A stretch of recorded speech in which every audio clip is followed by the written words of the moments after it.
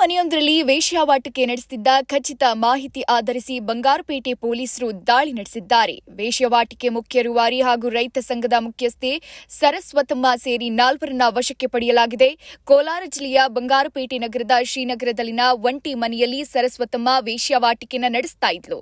ಸರಸ್ವತಮ್ಮ ಈ ಹಿಂದೆ ಬಂಗಾರಪೇಟೆಯ ವಿಜಯನಗರ ಬಡಾವಣೆಯಲ್ಲಿ ವೇಶ್ಯಾವಾಟಿಕೆ ನಡೆಸಿ ಸಿಕ್ಕಿಬಿದ್ದಿದ್ಲು. ಇಷ್ಟಾದರೂ ತನ್ನ ಚಾಳಿಯನ್ನು ಮುಂದುವರಿಸಿದ್ದ ಸರಸ್ವತಮ್ಮ ಇದೀಗ ದಂಧೆ ನಡೆಸಿ ಸಿಕ್ಕಿಬಿದ್ದಿದ್ದಾಳೆ.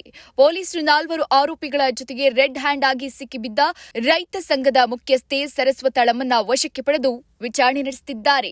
ಒಂಟಿ ಮನೆಯೊಂದರಲ್ಲಿ ವೇಶ್ಯಾವಾಟಿಕೆ ನಡೆಸುತ್ತಿದ್ದ ಖಚಿತ ಮಾಹಿತಿ ಆಧರಿಸಿ ಬಂಗಾರಪೇಟೆ ಪೊಲೀಸರು ದಾಳಿ ನಡೆಸಿದ್ದಾರೆ. ವೇಶ್ಯಾವಾಟಿಕೆ ಮುಖ್ಯ ರೂವಾರಿ ಹಾಗೂ ರೈತ ಸಂಘದ ಮುಖ್ಯಸ್ಥೆ ಸರಸ್ವತಮ್ಮ ಸೇರಿ 4ರನ್ನ ವಶಕ್ಕೆ ಪಡೆಯಲಾಗಿದೆ.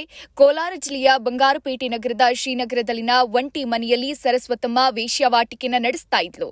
ಸರಸ್ವತಮ್ಮ ಈ ಹಿಂದೆ ಬಂಗಾರಪೇಟೆಯ ವಿಜಯನಗರ ಬಡಾವಣೆಯಲ್ಲಿ ವೇಶ್ಯಾವಾಟಿಕೆ ನಡೆಸಿ ಸಿಕ್ಕಿಬಿದ್ದಿದ್ಲು. ಇಷ್ಟಾದರೂ ತನ್ನ ಚಾಳಿಯನ್ನು ಮುಂದುವರಿಸಿದ್ದ ಸರಸ್ವತಮ್ಮ ಇದೀಗ ದಂಧೆ ನಡೆಸಿ ಸಿಕ್ಕಿಬಿದ್ದಿದ್ದಾಳೆ.